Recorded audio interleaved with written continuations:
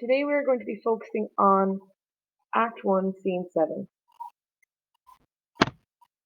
The essential question that you must write down into your interactive notebook along with the learning objective. As always, please make sure that these are in your interactive notebook. So your essential question is, what is the purpose and the importance of a soliloquy? Underline and highlight the word soliloquy. And then your learning objective is to understand the definition and the importance of a soliloquy. So first and foremost, let's have a look at Scene 7. Once again, you must make note of this in your interactive notebook. This is a double lesson, so this should cover all of the material that is within this lesson, and you should have plenty of time to start working on your assignment.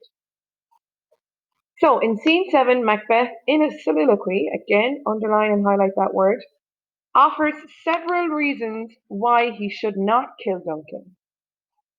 At this point, he decides he is not going to go ahead with the murder of King Duncan. Remember what his wife, Lady Macbeth, said about him. He's too full of the milk of human kindness.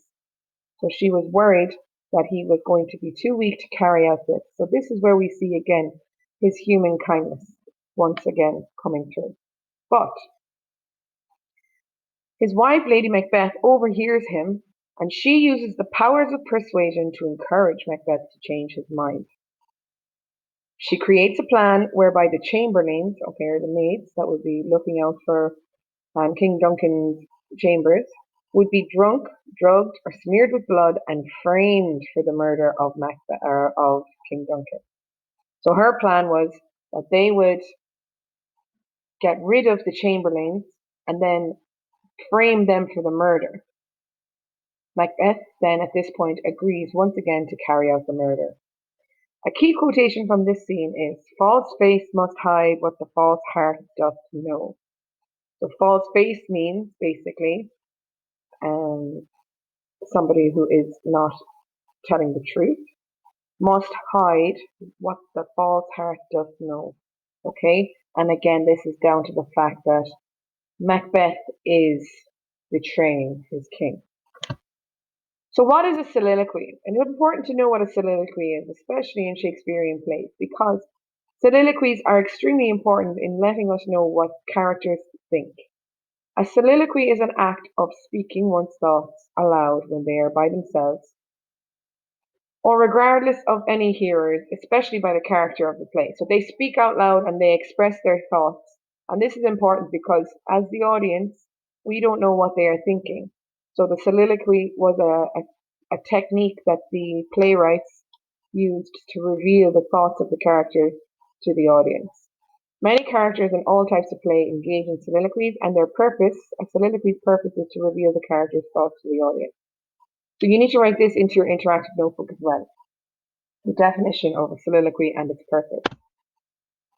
So task 1 for you today is, obviously you've watched this video if you were absent, or else you've gone through the lesson with me during class time. But task 1 is for you to watch this video carefully. In this video, the people within the video discuss the importance and the meaning of a soliloquy, and also the importance and the meaning of this particular soliloquy in Act 1.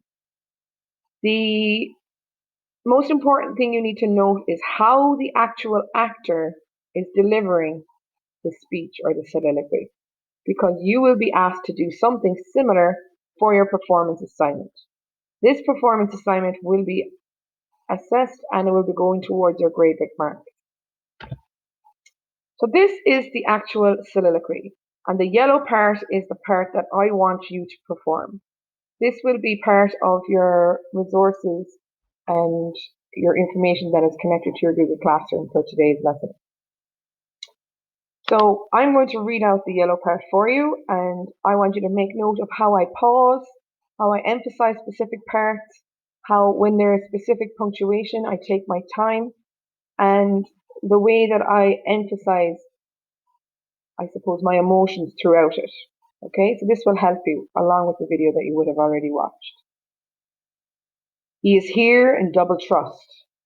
First, as I am his kinsman and his subject, strong both against the deed, then as his host, who should against his murder shut the door, not bear the knife myself.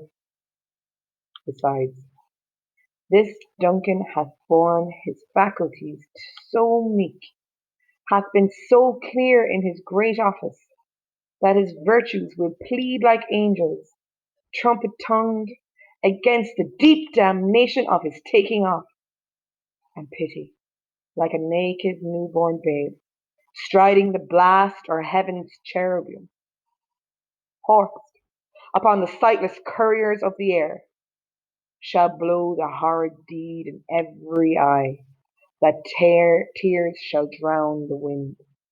I have no spur to prick the sides of my intent, but only vaulting ambition, which o'erlaps itself and falls on the other. Okay, that's just a very brief example of me reading that out in a dramatic fashion. This is something you must do also. Take your time, rehearse it. That was me reading it out loud without any rehearsals. But if you rehearse it a number of times, you will be able to do something similar. The pauses, the emphasis on important parts, etc., is the most important. I know Shakespearean language can be a little bit challenging, and that's why I've included this soliloquy. Basically, it's the same soliloquy, but it is the No Fear Shakespeare version.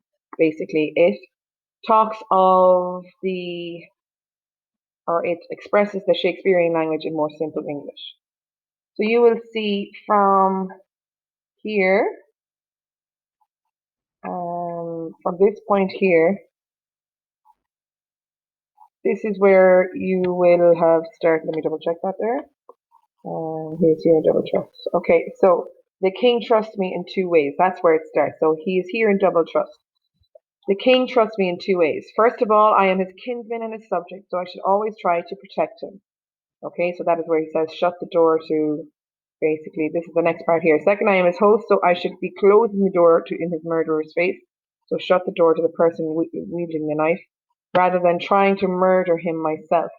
Besides, Duncan has been such a humble leader, so free of corruption, that his virtuous legacy will speak of him when he dies, as if angels were playing trumpets against the injustice of his murder. Pity, like an innocent newborn baby, will ride the wind with winged angels on invisible horses through the air to spread news of the horrible deed to everyone everywhere. People will shed a flood of tears that will drown the wind like a horrible downpour of rain. I can't spur myself to action. The only thing motivating me is ambition, which makes people rush ahead of themselves towards disaster. So that is the piece of the soliloquy that you will have read that is highlighted here in yellow. Okay? So just so that you have a better understanding of it. Basically, here is where Macbeth discusses his hesitancy and how he doesn't really want to murder the King Duncan, and he speaks these thoughts aloud. We don't know, or Macbeth doesn't know, but his wife, Lady Macbeth, can hear him. And we know in the next stages of the play, she comes in and she discusses how he must carry out this terrible act, that he must go through with it. And eventually she persuades him once again to carry out the regicide. In terms of what you must do for your task, you must perform the soliloquy. It's pretty simple. You will have until Thursday the 11th to submit your performance. You must perform the highlighted section of the soliloquy. You must be clear and articulate in your delivery. Okay, so your sentences must be clear and you must pronounce them properly. You will need to record yourself and submit the recording. You will need to ensure that it is a dramatic reading, okay, not just you reading off the page in a monotone voice like, you must perform the soliloquy. You will have until Thursday, until the 11th to submit your performance.